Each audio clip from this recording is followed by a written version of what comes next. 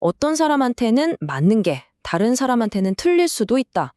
과연 그럴까요? 오늘은 바로 이 생각에서 출발하는 도덕적 상대주의에 대한 아주 흥미로운 반론 하나를 제대로 파헤쳐보려고 합니다. 이 주장에 따르면 이게 우리 사회를 어떻게 바꿀 수 있는지 지금부터 같이 한번 따라가 보시죠. 너한테는 그게 진리일진 몰라도 나한테는 아니야. 이 말 진짜 많이 들어보셨죠? 오늘 우리가 분석해볼 자료에 따르면요. 바로 이 한 문장이 사실은 도덕적 상대주의라는 굉장히 크고 복잡한 세계로 들어가는 문을 여는 열쇠라고 합니다. 자, 그래서 오늘 이 주장을 따라가기 위해서 총 5단계를 거쳐볼 건데요. 먼저 이 너에겐 맞고 나에겐 틀리다는 게 대체 무슨 뜻인지부터 알아보고 이게 또 교실에서는 어떻게 퍼져나가는지 따라가 볼 거고요. 그리고 그 결과 사회가 혼돈에서 통제로 어떻게 변해가는지, 또 왜 절대적인 현실의 규칙이 필요하다는 주장이 나오는지, 그리고 마지막으로 이 자료가 제시하는 최종적인 토대는 과연 무엇인지 알아보겠습니다. 좋습니다. 그럼 첫 번째 단계부터 바로 들어가 보죠. 모든 시작은 핵심 개념을 확실히 잡는 거니까요. 바로 도덕적 상대주의입니다. 이 자료에서는 이걸 이렇게 정의해요. 도덕적인 판단이라는 게 절대적인 게 아니라 뭐랄까 개인이나 문화의 관점에 따라 달라질 수 있다는 믿음이라는 거죠. 그러니까 쉽게 말해서 세상 모든 사람에게 통하는 보편적인 옳고 그름 같은 건 없다는 생각이에요. 그럼 이런 생각은 대체 어디서 오는 걸까요? 이 자료는 그 핵심 통로 중 하나로 바로 현대 교육을 딱 지목하고 있습니다. 자, 그렇다면 이 자료의 주장에 따르면 이런 생각이 교육 현장에서 대체 어떻게 힘을 얻게 되는 걸까요? 이제 무엇인지 알았으니 그 어떻게 과정으로 한번 들어가 보죠. 이 자료는 크게 3가지 교육적 요인을 짚고 있어요. 첫 번째가 사실 대의견이라는 구도고요. 두 번째는 학습자 중심 교육, 그리고 마지막은 판단을 유보하는 식의 가치 교육입니다. 첫 번째 요인부터 한번 볼게요. 일부 교육 과정에서는 과학적으로 증명할 수 있는 건 사실이고 그렇지 않은 도덕적 주장은 그냥 개인적인 의견일 뿐이라고 가르친다는 거예요. 이 자료의 주장에 따르면 이게 무슨 뜻이냐면요. 살인은 나쁘다는 도덕적 진리가 나는 초콜릿 아이스크림이 제일 좋아 라는 개인 취향이랑 같은 급으로 취급될 수 있다는 거죠. 좀 충격적이죠. 두 번째는 학습자 중심 교육인데요. 학생 한 명 한 명의 해석을 가장 중요하게 여기다 보니까 자연스럽게 부모님이나 사회 같은 외부의 도덕적 관의는 약해질 수밖에 없다고 자료는 지적해요. 결국엔 학생 자기 자신이 도덕의 최종 심판관이 되어버리는 셈이라는 거죠. 그리고 세 번째, 가치 교육입니다. 물론 학생들이 자기 가치를 탐색하게 돕는 좋은 취지지만 이 자료는 이게 때로는 정답은 없어 라는 결론으로 이어져서 상대주의를 아예 제도화해버릴 수 있다고 비판합니다. 예를 들어서 인종차별처럼 정말 심각한 문제까지도 그냥 개인의 선택 문제 아니냐 이렇게 생각하게 만들 수 있다는 우려를 제기하는 거죠. 자, 이제 이 주장의 진짜 핵심으로 들어가 보겠습니다.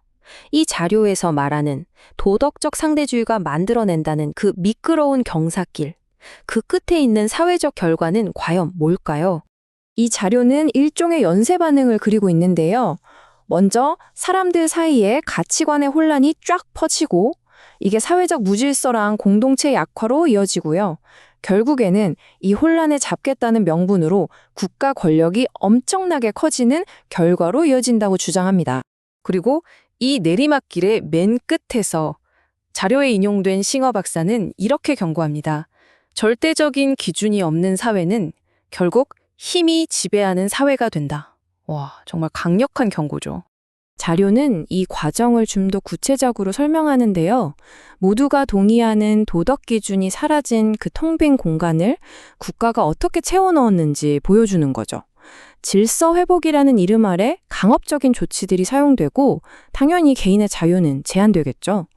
결국엔 국가가 주도하는 이데올로기가 강요되고 사람들은 비판적으로 생각하기보다는 그냥 순종하는 법을 배우게 된다는 주장입니다. 자, 이렇게까지 심각한 문제를 제기했다면 그럼 해결책은 뭘까요? 이 자료가 제시하는 해결책은 뭔지, 왜 고정된 기준이 필요하다고 말하는지 이제 그 논리를 한번 따라가 보죠. 이 주장을 아주 쉽게 이해시켜주는 비유가 있는데요. 바로 축구 경기입니다. 한번 상상해 보세요. 축구하는데 골대가 막 계속 움직여요. 그럼 누가 골을 넣으려고 하겠어요? 경기는 완전 난장판이 되겠죠? 하지만 규칙이 딱 고정되어 있어야 선수들도 공동의 목표를 향해서 뛰고 공정한 경기가 가능해지는 거잖아요. 아주 와닿는 비유죠. 이건 마치 도로에 신호등이나 차선이 없는 거랑 똑같아요. 상상만 해도 끔찍하죠? 이 자료는 바로 이런 이유 때문에 사회가 제대로 돌아가고 우리 모두의 안전과 질서를 지키려면 반드시 고정된 도덕 규범이 필요하다고 아주 강력하게 주장하고 있는 겁니다. 자, 이제 드디어 마지막입니다. 그렇다면 이 모든 문제의 뿌리를 뽑을 그 절대적인 기준, 그 토대로 이 자료는 과연 무엇을 제시하고 있을까요? 궁극적인 해답이 뭔지 함께 확인해 보시죠. 이 자료가 내놓는 해결책은 그냥 평범한 기준이 아닙니다. 절대, 흔들리지 않고 절대적이며 그리고 모든 사람에게 똑같이 적용되는 그런 보편적인 도덕 기준을 말하는 거예요. 그리고 이 자료에 따르면 그 기준은 바로 성경의 절대적 진리에서 찾을 수 있다고 말합니다. 이것이 바로 도덕적 상대주의라는 문제에 대한 이 자료의 최종적인 결론인 셈이죠. 이 자료는 이 성경적 토대가 여러 가지 장점을 가져다 준다고 요약하는데요. 먼저 옳고 그름을 명확하게 정의해 주니까 사회적인 신뢰와 협력에 기반이 되고요. 또 국가 권력이 과도해지는 걸 막는 방패 역할도 하고 시대를 뛰어넘는 삶의 지침이 되어준다는 겁니다. 결국 오늘 우리가 살펴본 이 자료는 우리에게 하나의 큰 질문을 던집니다. 여러분, 모두가 공유하는 도덕 기준이라는 게 과연 자유로운 사회를 지키기 위해 꼭 필요한 걸까요? 아니면 오히려 그 자유를 위협하는 가장 큰 걸림돌일까요? 이 질문을 여러분께 남겨드리면서 오늘 분석은 여기서 마치겠습니다.